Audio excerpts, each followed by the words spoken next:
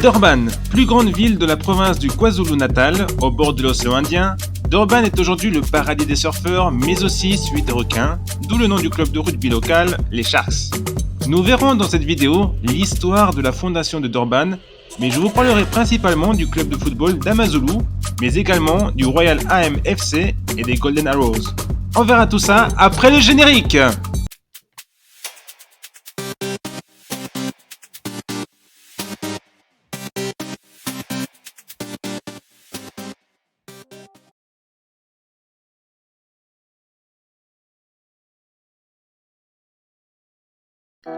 Bonjour à tous, bienvenue sur Ville et Football, la chaîne qui fait voyager dans des destinations footballistiques exotiques.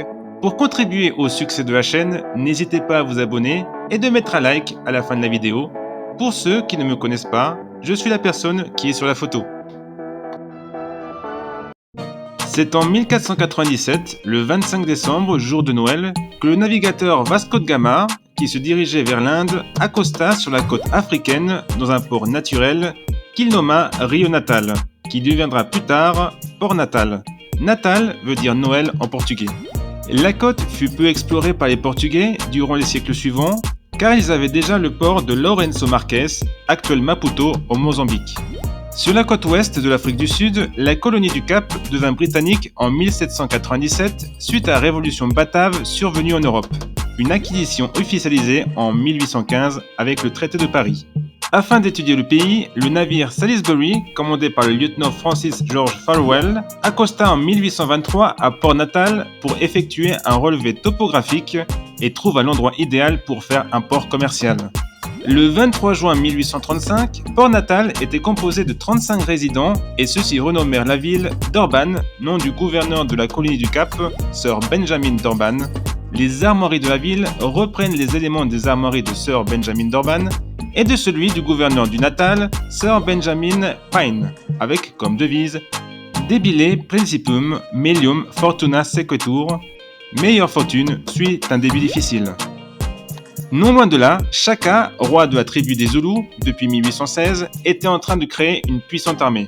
Le roi Shaka, doté d'un fort charisme et étant un grand stratège militaire, son royaume ne cessa de s'accroître en faisant se déplacer les autres tribus, en les assimilant en tant que Zoulous. Il était à la tête d'un territoire équivalent à un tiers de la France. Devenant de plus en plus tyrannique, il fut victime d'un complot et assassiné par ses demi-frères en 1828. Dingane prit la succession de Shaka. L'aéroport de Durban s'appelle King Shaka International Airport depuis 2010. Les Britanniques voulant imposer l'anglais et abolir l'esclavage, une partie des bourgs, des fermiers descendants des colons néerlandais, migrèrent vers l'Est à partir de 1835 afin d'y créer une république libre et indépendante. C'est ce qu'on appela le Grand Trek et ses immigrants, les Voortrekkers. Avec leurs chars à bœufs, les Voortrekkers traversèrent les montagnes du Drakensberg et des territoires inconnus et arrivèrent en 1837 dans le Natal. En 1838, un traité fut conclu entre le roi Dingane et Piet Retief, chef des Voortrekkers, pour la création d'une république bourg. Lors d'un banquet, se méfiant des Voortrekkers, Dingane fit massacrer Piet Retief et ses compagnons, avant d'attaquer le reste du campement. Andries Pretorius fut élu à la tête de 464 Voortrekkers pour organiser la riposte contre Dingane. En s'alliant avec le prince Mpande, demi-frère de Dingane, les Voortrekkers remportèrent le 16 décembre 1838 la bataille de Blood River qui fit 3000 morts du côté zoulou. Le sang versé colora la rivière, d'où le nom de Blood River, la rivière de sang. La République de Natalia fut créée par les Boers en 1839 et le prince Mpande devint roi des Zoulous. Mais les Britanniques étant toujours à Durban et la colonie du Cap ne reconnaissant pas cette nouvelle république, des militaires britanniques furent envoyés pour occuper Durban, ce qui ne fut pas du goût des Boers qui considèrent Durban comme faisant partie de la nouvelle république de Natalia. Assiégé par les Boers, un commerçant du nom de Dick King prit un cheval afin d'aller chercher des renforts à Grahamstown et effectua près de 1000 km en 14 jours. Pour immortaliser cet exploit, une statue de Dick King fut érigée en 1915. Après cette victoire britannique, Natalia devint en 1843 la colonie britannique du Natal. C'est à ce moment-là que l'économie se fonda sur la culture de la canne à sucre et pour la cultiver, les Britanniques firent venir près de 150 000 Indiens. Dans l'idée de réunifier toute la colonie du sud de l'Afrique, les Britanniques attaquèrent en 1879 le Royaume Zoulou, qui était l'État africain le plus puissant. Après la victoire britannique, le Royaume Zoulou fut annexé en 1887 et intégré au Natal en 1897. Le Natal fut intégré à l'Union sud-africaine avec les autres provinces en 1910. C'est également en 1910 que fut inauguré l'Hôtel de Ville de Durban, inspiré de l'Hôtel de Ville de Belfast. C'est aujourd'hui l'un des monuments les plus visités de Durban. Depuis 2000, sa silhouette remplaça les armoiries de la ville.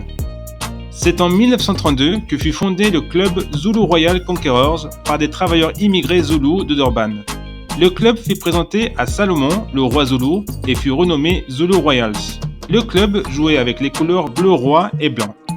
Plus tard, l'équipe avait son siège à Mbele-Beleni, Royal Crawl, village zoulou de Durban, et les couleurs devinrent le vert bouteille et le blanc. À partir de 1948, la politique d'apartheid s'appliqua en Afrique du Sud dans le but de séparer la population blanche et la population noire.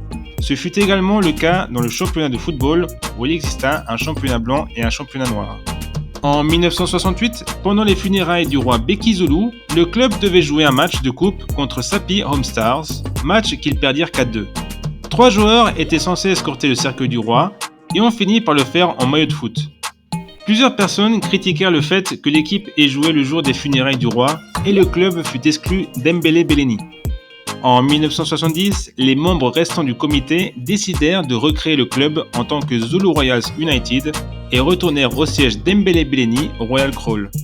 En 1971, un club du nom d'African Wanderers, une autre équipe zoulou, avait des problèmes avec la toute nouvelle National Professional Soccer League, championnat exclusivement réservé aux Noirs, et fut exclu du championnat. Pour le remplacer, le Zulu Royal United fut choisi car le club était le plus représentatif de la nation zoulou. Ils terminèrent 6e pour leur première année, puis champions en 1972. En 1973, le manager Bethwell Masondo quitta le Zulu Royal United et prit avec lui plusieurs joueurs du club. L'équipe tomba dans une crise profonde mais fut repris par des supporters et renommèrent le club Amazulu Football Club, Amazulu qui veut dire les Zoulous. Afin de séparer les territoires noirs des territoires blancs, le Bantoustan de Zululand fut créé, puis renommé KwaZulu, qui veut dire Terre des Zoulous. En 1977, le KwaZulu prit son autonomie, mais pas son indépendance. En football, à l'inverse, le championnat blanc et le championnat noir fusionnèrent en 1978. En 1985, suite à un problème de conflit d'intérêts entre les sponsors et le président de la ligue, la National Soccer League fut créée et Amazulu allait entrer dans une nouvelle ère sous la direction de David Lalmini. Amazulu termina à la 3e place du championnat, mais le plus important fut la victoire lors de la Coca-Cola Cup en 1992 en battant en finale Kaizer Chiefs 3-1. Amazulu termina de nouveau 3e en 1993. L'apartheid ayant été aboli en 1991, le KwaZulu fut réintégré dans l'Afrique du Sud en 1994, puis fusionna avec la province du Natal pour former le KwaZulu-Natal. En 1996, la première Soccer League fut créée. En 2000, Amazulu fut relégué en 2e division et connut en une période de 5 ans 3 relégations et 2 montées entre la première et la 2e division. Durant cette période, Amazulu fut racheté en 2002 par Sisa Bikisha, qui renomma le club Zulu Royals. En 2005, Patrick Sokela racheta le club et lui redonna le nom d'Amazulu. Alors en 2e division et ayant raté la montée, Patrick Sokela décida d'acheter la place en première Soccer League du Dynamo pour remettre Amazulu parmi l'élite. Relégué à nouveau en 2015 et ayant une nouvelle fois raté la montée, Amazulu acheta la place en première Soccer League d'un autre club zoulou, le Tonda Royal Zulu. En 2020, l'homme d'affaires Sandile Zungu racheta le club à Patrick Sokela avec des objectifs ambitieux. Pour cela, il fit appel à l'ancienne star sud-africaine Benny McCarthy comme entraîneur et Amazulu termina à la 2e place en 2021 derrière le Mamelodi Sundowns et se qualifia pour le tour préliminaire de la Ligue des champions africaine. Après avoir éliminé les Malawites de Nyassa Big Bullets et les Congolais du tout-puissant Mazembe, Amazulu devint la 7e équipe sud-africaine à participer à la Ligue des champions. Mais malheureusement, en phase de poule, les Zoulous furent éliminés en terminant 3e derrière les Marocains du Raja Casablanca et les Algériens du Sétif. Depuis 2010, Amazulu joue dans le tout nouveau stade, Moses Madiba Stadium, nom d'un ancien secrétaire du Parti communiste sud-africain. Ce stade fut construit spécialement pour la Coupe du Monde 2010 et accueilla entre autres la grande demi-finale entre l'Espagne et l'Allemagne. Ce stade offre la possibilité de monter dans une sorte de funiculaire qui permet de passer au-dessus du stade et d'avoir une vue panoramique sur Durban. Mais malheureusement, il est en maintenance depuis quelques années maintenant. Avant la construction de ce stade, Amazulu jouait ses matchs importants dans l'historique Kings Park Stadium qui se trouve juste à côté et qui existe depuis 1891. C'est l'antre du club de rugby des Natal Sharks, fondé en 1890, et qui participe à la Currie Cup, championnat de rugby sud-africain qu'ils ont remporté à 8 reprises. Le Kings Park fut rénové pour la Coupe du Monde de rugby en 1995. Un autre club de Durban joue également souvent en première Soccer League, c'est Golden Arrows, qui veut dire les flèches dorées. Fondé en 1943 dans le township de Lamontville, le club joue en jaune et vert, les couleurs du drapeau du Royaume Zoulou. Golden Arrows était régulièrement parmi l'élite dans les années 70, avant d'être relégué en 1976. En 1980, suite à un scandale, l'équipe fut exclue de la National Professional Soccer League.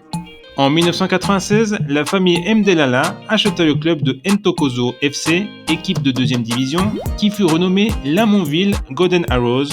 Ils furent promus en 2000 en première Soccer League. Leur meilleure performance fut une 5e place atteinte à 2 reprises en 2003 et en 2009. Golden Arrows joue dans le township de Clermont, au Sugar Ray Chulu Stadium, nom de l'ancienne star sud-africaine Cédric Chulu des années 60, ancien joueur d'Amazulu et de Mbaban au Swaziland. Plus récemment, un autre club de Durban fit son apparition. Il s'agit du Real King qui fut fondé en 2015 et commença en 3e division. Le club fut promu en 2e division en 2016 et en 2020, l'actrice de télévision Shaun Mkhize acheta le club et le renomma Royal AMFC, initiale de son fils Andine Mpisane.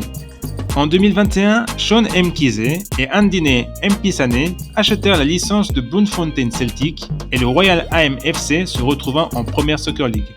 Les couleurs du club sont l'or et le noir et jouent au Chatsworth Stadium. En 2022, le Royal AM fit une belle performance en terminant à la 3e place.